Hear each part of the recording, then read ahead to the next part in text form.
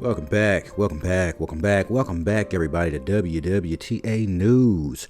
Thank you for returning for another episode. Yeah, that's right. Got some more news articles to go through, but before we do, been a while, let me give you that reminder.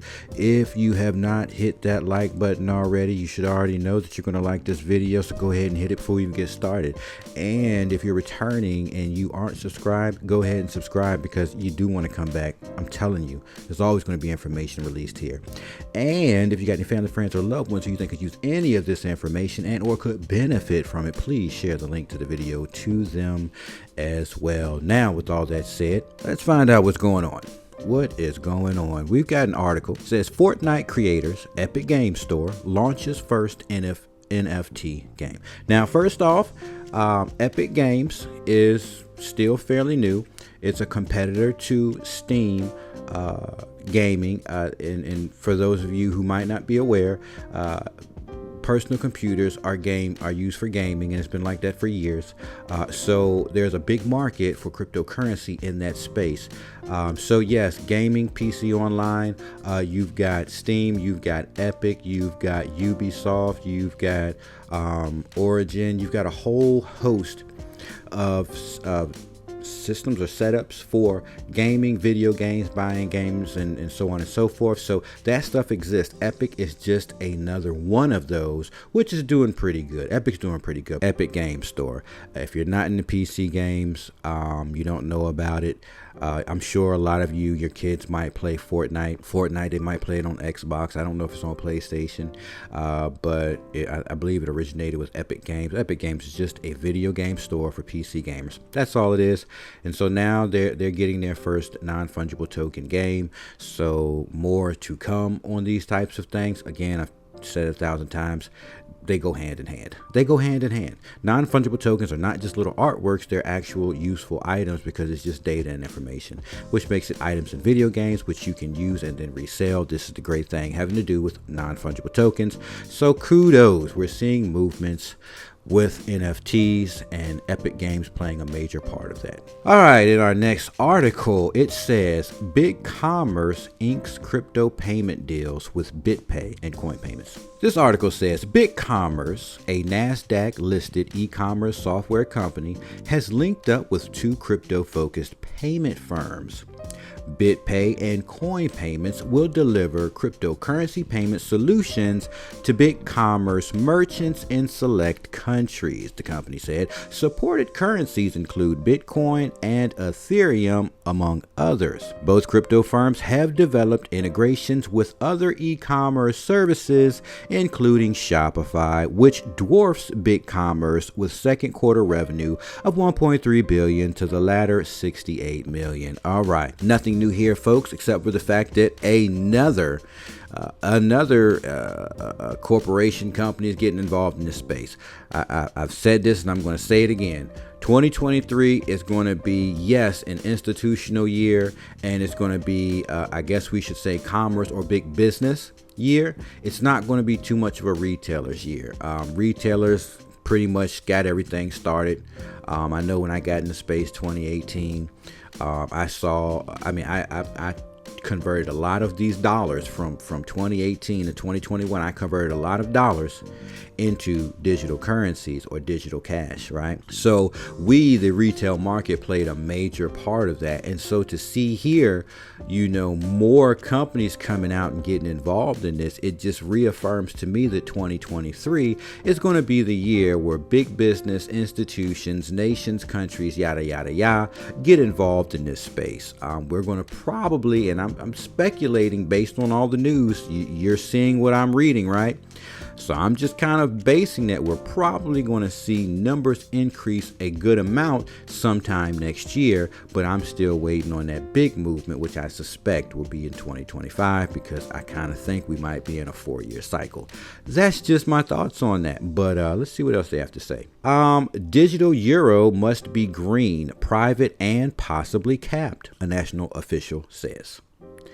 A digital euro should keep people's details private, be environmentally friendly, and potentially be subject to caps on holdings. Officials from the 5 leading nations in the currency zone said in a leaked paper seen by CoinDesk. Look at you spying. Next article, Amazon among 5 companies to develop digital euro prototype for the ECB. Now this is, Amazon be moving, don't they? It's like they be so involved in so many things. What's going on, Amazon? The European Central Bank, ECB, announced the selection of 5 new partners to support the development of a digital euro prototype. Now, we're talking about across the pond, so expect to see this stuff, especially with a lot of these big names, happening over here soon. Because it's happening over there first, over here it's next, and I'm not even going to go into the history of that. But let's continue. Each of the companies will take on a different role in putting together the prototype.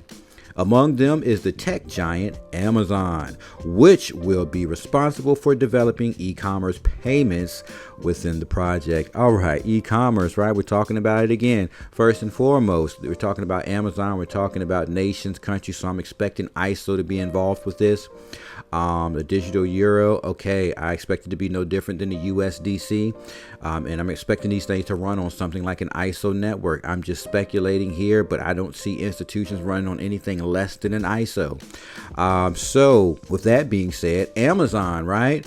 Amazon and getting these e-commerce payments. I mean, right now we do transactions which are not instantaneous. They have time on it. There's a time period on the transactions. Even though if you're trusted, your bank is trusted with the commerce, the company you're doing commerce with, there's no issue. It runs through, especially if you're using something secure like PayPal. You don't have any transaction problems once you do it because you're verified and your bank is connected to PayPal. You're trusted, So then therefore PayPal's trusted because they do good business. It's not like the payment went through. It didn't go through. The trust is what made the transaction go through. So this is why cryptocurrency or blockchain is actually necessary. And this is why ISOs are going to be major. And this is why when I look at an article like this, the digital euro, right? USDC as well, right? Mexican peso, all these different countries, nations, they're going to run these systems, and I suspect they're going to run on ISO because that's the biggest, fastest thing going. I mean, but Ethereum, I particularly don't care about Ethereum. I'm a little mad about Ethereum right now. But point being that, hey man, we're seeing that more companies are getting involved. We're seeing that, big major companies. I don't know if we're going to see Amazon accepting digital payments next year. That'd be awesome, but I don't know if that's going to actually happen or be possible. It would take some major things, some major game-changing events to happen in the United States. I don't know what's going on across the pond in Europe. I'm not sure. It would probably take, I don't know. They could be in the middle of some major things going on. I just don't know. I don't keep up with their news. But I suspect here in the United States, it would take a major event for us to suddenly have somebody like Amazon saying, well, look, I mean, we can trust that our payments are going to go through no problem if you use something like USDC. You know what I'm saying? We'll do that transaction no problem. And this is why I suspect that Ethereum had to get on board, with proof of stake, because their transactions were taking too long. That process was just too much. So I'm suspecting that that's why Ethereum got on board. And so this right here, Amazon, maybe next year we might see Amazon accepting crypto payments. I'm not sure. I suspect, but I don't know. It'd be something awesome to see. Spanish bank Caixa Bank will develop online peer-to-peer payments for a mobile application, while the French multinational payment service Worldline is responsible for the offline version. All right, so there you go. You got a Spanish bank getting involved, right? Point of sale payments from the payer and payee are in the hands of the ECB-backed European Payment Initiative and the Italian paytech company Nexi, respectively. So they're trying to do that person-to-commerce thing. They're bringing that together right now. So like I said, if we see that happen across over there and across the pond, we see that happen, you're going to see it happen here. I mean, there's still, that talk of, what's going to happen this year with legislation. They're just taking their time, but I'm sure it's coming. I can't tell you when. I suspect we'll probably hear that a lot of things are going to probably start coming online slowly. You got to remember, we've got Bitcoin ATM machines that have been popping up all over the place. Even though people don't understand what they are, they're still being put there. We've got Verifone, who made sure that by the close of business December 2021, they had their Verifone machines updated and new ones in these different businesses ready to accept these digital cash or cryptocurrency payments. So with all that being said, I'm not surprised we could possibly be looking at something 2023, and again, I suspect and let me just say this. When I talk about a 4-year cycle, I'm talking about major jumps and gains in value of these currencies. Major jumps and gains that I saw was in 2021. And again, that's just kind of looking at a 4-year cycle. So when I'm talking about crazy things happening like in 2025 is what I suspect, I'm talking about major crazy gains. I'm not saying that you're not going to see gains in 2023. You're not going to see gains in 2024. I'm not saying that events aren't going to happen and crazy things aren't going to happen in 2023 and 2024. I'm talking about that 4-year cycle that's so game changing that your life just utterly, I don't care where you are, when you started, I'm just saying the numbers will be so crazy that you'll have no choice but to change your life, because the value will change your life. But anyways, that is so long-winded, brother. I know, but bear with me. Do we got anything else? Yeah, we do. An article here that says crypto exchange Coinbase could earn $1.2 billion in revenue next year from higher interest rates, says JPMorgan. JPMorgan is just involved in so many things crypto nowadays, right? They're always popping up back in the news. Crypto exchange Coinbase, global coin, may be able to generate $1.2 billion of additional interest income-driven revenue in 2023, given the increases in short-term interest rates. JPMorgan analyst Ken Worthington told clients in a note earlier this week. So, they're suspecting, right? And it's highly possible because, again, you've got to remember BlackRock's bringing in a lot of investors. They made a connection with Coinbase prior. All right. So we already know that's happening. And then we look here at JPMorgan making their connections. And so we're talking about institutions, big banks. We're talking about corporations, businesses, big investors moving their money through there. So yes, they can see major growth gains, especially in the transaction fees. So I suspect 2023, like they're suspecting, I'm suspecting maybe 2023, we're going to see big institutions money and big interest rates and big transaction rates coming to Coinbase, right? It makes sense. It just makes sense.